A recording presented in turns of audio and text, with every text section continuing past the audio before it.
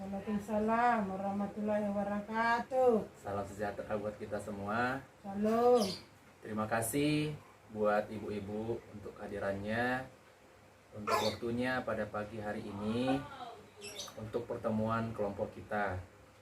Sebelum kita melanjutkan materi kita berikutnya, sebaiknya kita berdoa menurut agama dan kepercayaan kita masing-masing. Berdoa dimulai. Berdoa selesai, saya mau bertanya kepada ibu-ibu di sini, apakah ibu-ibu masih ada yang mengingat tentang materi kita di bulan yang lalu? Udah lupa, Pak.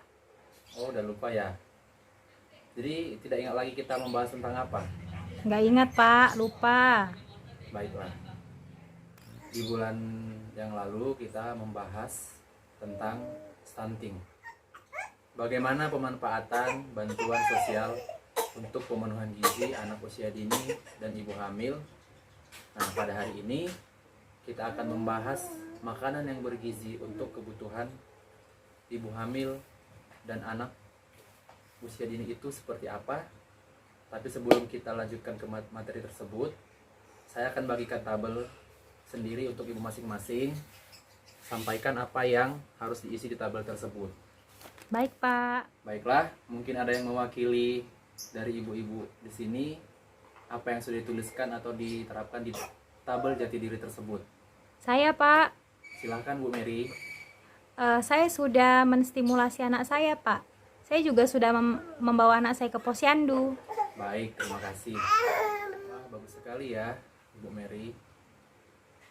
Tepuk tangan dong untuk Bu Mary. Terima kasih, Pak.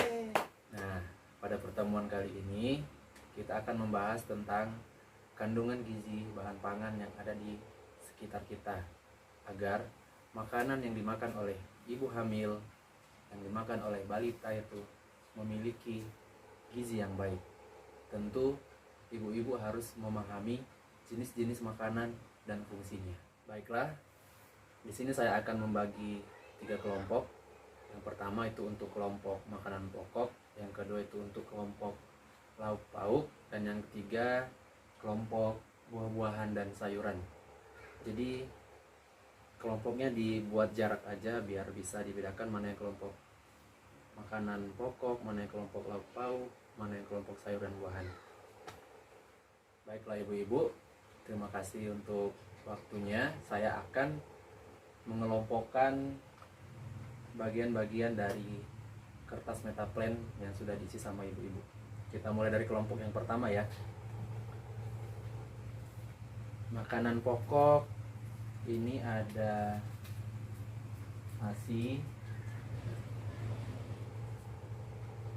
ada ubi,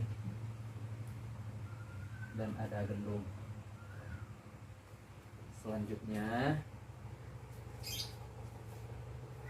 lauk pauk, ada tahu, ada tempe,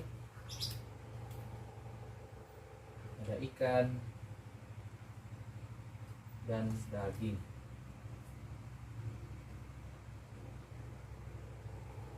Dan buah-buahan dan sayuran.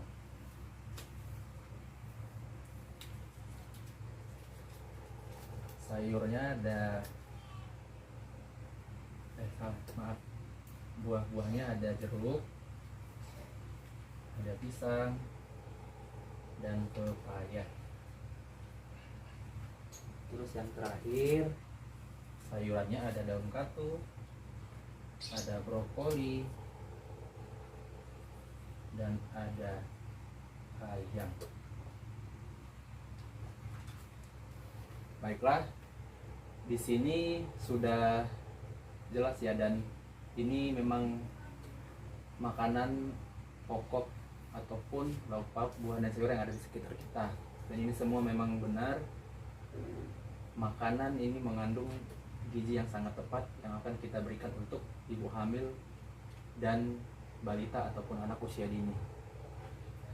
Saya akan sampaikan kepada ibu-ibu gizi seimbang pada ibu hamil dan anak balita. Kita harus tahu zat gizi itu fungsinya apa. yang ada pada bahan makanan tersebut. Yang pertama yaitu makanan pokok. Makanan pokok itu ialah karbohidrat yang berfungsi sebagai sumber tenaga dan untuk berpikir dan bekerja. Dan yang kedua itu adalah lauk pauk.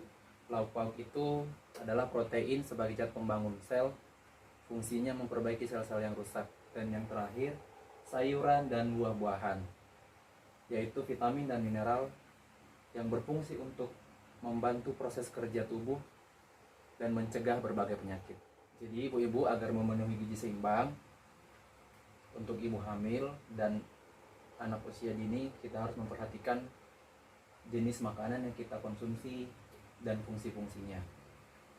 Baiklah ibu-ibu, saya akan menyampaikan 10 pesan menu gizi seimbang.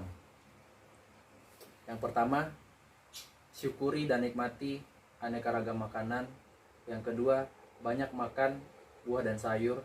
Yang ketiga, biasakan mengkonsumsi lauk pauk yang mengandung protein tinggi. Yang keempat, biasakan mengkonsumsi aneka ragam makanan pokok. Yang kelima, batasi konsumsi pangan manis, asin, dan berlemak. Yang keenam, biasakan sarapan pagi.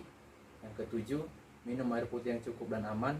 Yang kedelapan, lakukan aktivitas fisik yang cukup dan pertahankan berat badan ideal.